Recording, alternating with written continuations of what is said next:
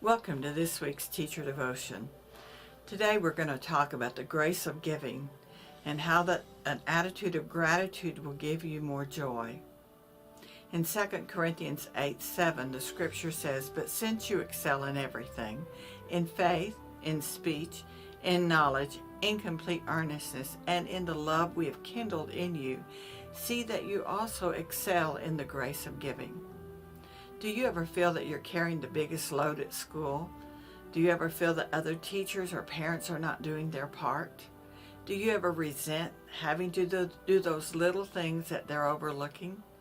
Have you considered to refuse to do your part because you don't feel that others are doing it?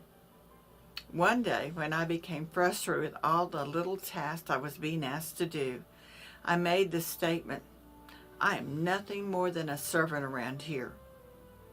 A Christian man who was walking by overheard me, and he stopped and said, "What's wrong with being a servant? Aren't we supposed to be? Jesus was." And then he walked on.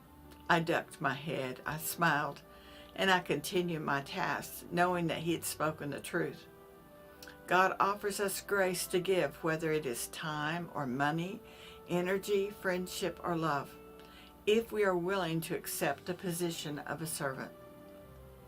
God will give us His grace to do what we're asked to do.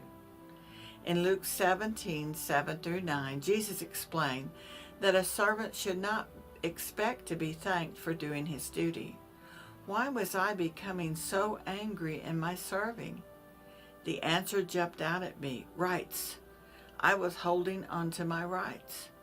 I felt others were not doing their part, and I had a right to have help. I had a right to expect others to do their part. I didn't realize that servant has responsibility, not rights. I was guilty of stinking thinking. After that, these became my I statements that helped me to build the grace of giving. I am 100% responsible for my attitude. I only have control over my own actions and attitude, and no one else's attitude.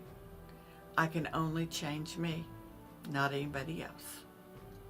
My expectations of coworkers will create anger in me, and I choose not to be miserable, so I let go of those expectations.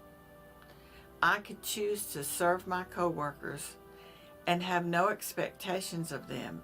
I can choose to help. Since I have no expectations of them, I am free to say thank you when they do something unexpected, instead of saying, "Well, it's about time." Gratitude comes from a lack of expectation. Today's prayer is, "Dear God, help me to have the grace to give and give up my expectations. Help me to do my part, whether anybody else is doing theirs or not. And help me to be willing to go the extra mile when I need to." Thank you for joining me today. I pray that the devotion was a blessing to you, and I pray you have a blessed week.